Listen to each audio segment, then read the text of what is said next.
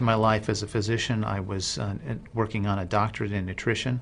I have a bachelor's and a master's degree in nutrition and completed my PhD coursework prior to starting medical school. So my background really began in nutrition.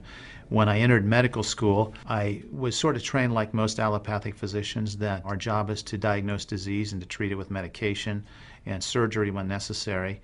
And so I followed that model for the first few years of practice. I began to turn back towards my nutritional training and trying to help them understand nutrition as well as exercise physiology and activity as a means of helping them improve their health and reverse some of the chronic diseases that I was seeing on a regular basis.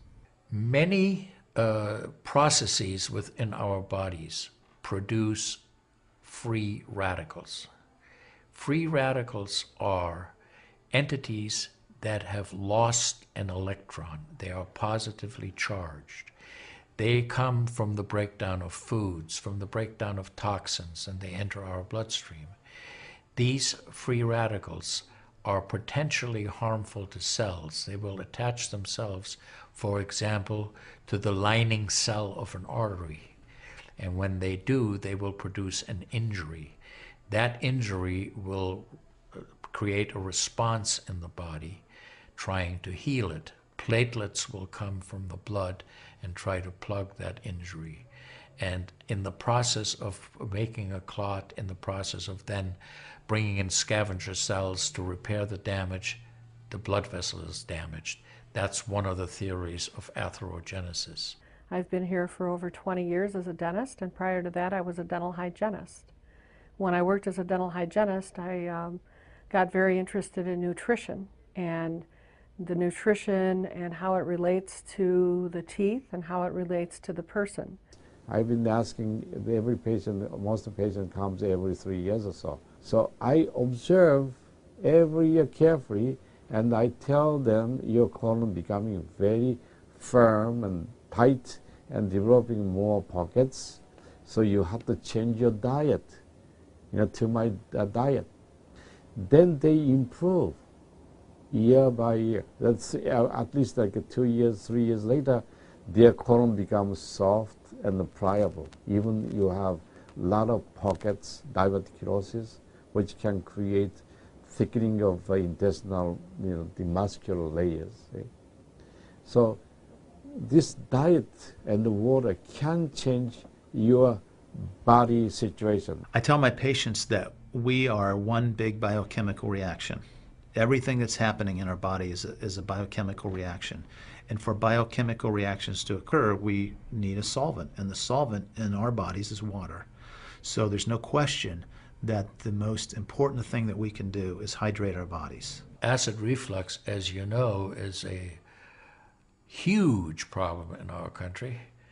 People who are obese tend to have it because their stomach and their gastroesophageal junction gets shoved up into the chest. Their lower esophageal sphincter isn't tight, and the esophagus is squamous epithelium. It's a different lining from the stomach, and it doesn't tolerate acid. So when the valve that connects the stomach to the esophagus, that interconnection doesn't function, the acid suddenly starts bathing this lining of the esophagus in acid, and it can't tolerate it. It's painful. People have that terrible sour taste in the back of their throat. When we treat chronic disease with medication and we don't really attack the root cause, which is oxidative stress, free radical damage, we're not really treating or curing the disease, we're managing the disease. Antioxidants have become very, very popular because they are electron donors. And when they meet a free radical, that free radical gets what it wants. It gets its electron, and it's neutralized. Now, the oxidation reduction potential of Kangen water is gigantic. It's about 30 times greater than the famous green tea. Everyone knows about green tea being a profoundly good antioxidant. Fruits, vegetables are considered antioxidants. Kangen water at a pH of 9.5 can have a negative, which is an electron donating reduction potential, of up to 600 millivolts. It's measured in millivolts. You couldn't eat enough fruits and vegetables to get anywhere near that amount into your system. So it's a very, very beneficial thing to our health. We rely on oxidative stress to kill bacteria and viruses and fungi. But oxidative stress in excess, when we don't have the proper balance, when we have too much oxidation and not enough of its counterpart, which is reduction, then we get into this situation where we start to see degeneration occur in cells, in the tissues, and ultimately in the body. We get degeneration of the body, we get aging, and we get chronic disease. Oxidative stress is the mechanism by which all this happens. I find that drinking Kangen water is satisfying because it quenches one's thirst. One is able to drink a lot more because you don't get that bloated feeling. It is as if the water is very much more quickly absorbed. And there are studies that have shown that from the Japanese literature, that the water starts being absorbed in the distal esophagus before it even hits the stomach, is absorbed in the stomach, and then by the time the duodenal sweep has been reached, it's practically already totally absorbed. Oxidized water is a very, unhealthy to me. So I don't drink that kind of water, but I drink alkalized water. New York water, they say, the best water, but it still contains the chlorine. Why did they put the chlorine in? Because that the chlorine put into the water, that it creates the free radicals, and that free radicals can kill the bacteria. So that the chlorine in water is, there is no bacteria resides. So it's a healthy water, they call. But for a health point of view, taking this chlorine-containing water is actually oxidized water. When I found out that the Kangen water machine makes 7 types of water, I started exploring the high end, the 11.5, and the 2.5 end of that water. And on my exploration, found out that the 2.5 water is bactericidal, and I am using it in my practice to help with bleeding. I use it to sanitize the mouth before I start working on the patients. I have used it in periodontal disease, and I've actually seen reversals of people's periodontal conditions. The teeth will actually tighten up with the use of the 2.5 water. The Japanese have done a tremendous amount of work on using ionized water for wound care. There's a lot published in the Japanese literature and also now in American literature about using pH 2.5 water for bactericidal purposes.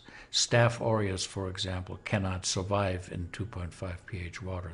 The kill ratios are dramatic for this, and so it stands to reason that this would be beneficial for contaminated wounds or even infected wounds. The Japanese, for example, treat diabetic ulcers with ionized water with a low pH and find that to be extremely successful. They also have published a lot on it, and the before and after pictures are very dramatic. The pH 2.5 water has tremendous antibacterial properties against both gram-negative and gram-positive organisms. The benefit for me as a physician to use water to treat bacterial infections is phenomenal. Number one, water's cheap. Secondly, it's very effective. We've seen through studies, and I've seen through my own observations with patients, that it's very effective.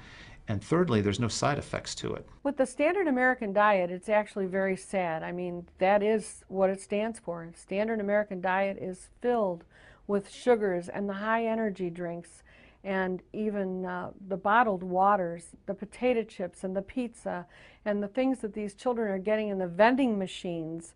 All of that is acidic. And now, with Kangen water, we have an alkaline water that actually will help reverse what conditions may occur using all those acidic items in our diet. You think the skin is only young?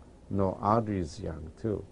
So I did the CT scan, my coronary artery, and my coronary artery didn't show any narrowing or stricture. Most of people who are eating a lot of beef, meat, and a lot of oxidized waters, they tend to develop more narrowing strictures. And many people, even in the 50s, they had the bypass procedure, the stenting, all kind of problems in the artery. Definitely the drinking alkalized water and ionized water is more beneficial for us, for our health. One of the things that you learn is called primum non nocere. Above all, do no harm. That is the duty of a physician. It dates back to Hippocrates. None of us want to do harm.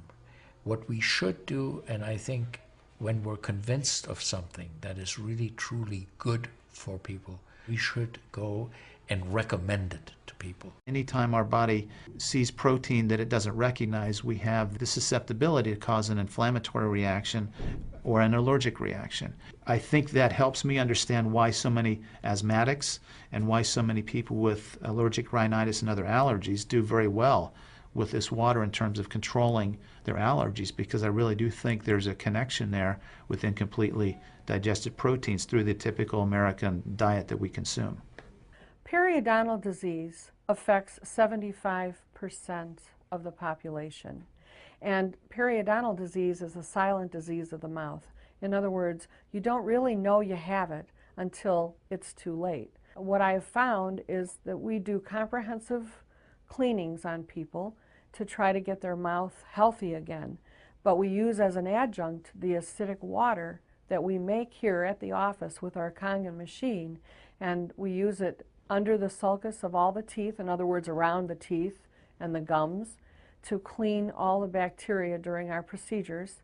And we also send the patient home with the water, because I'm sure you've heard the eyes are the mirror to the soul, well, the mouth is the mirror to the rest of the body. There is so much evidence that we're doing good.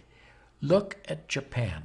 The country of Japan has the highest consumption of ionized water in the world. Now, I'm not saying it is necessarily a direct effect, but they are also #1 in overall health care in the world and #1 in longevity in the world. When we compare that to the United States, we're number 38 in longevity and in overall health. The Cubans have better health than we do. We need to respect the fact that we have all these built-in mechanisms to help us fight disease, to maintain our health.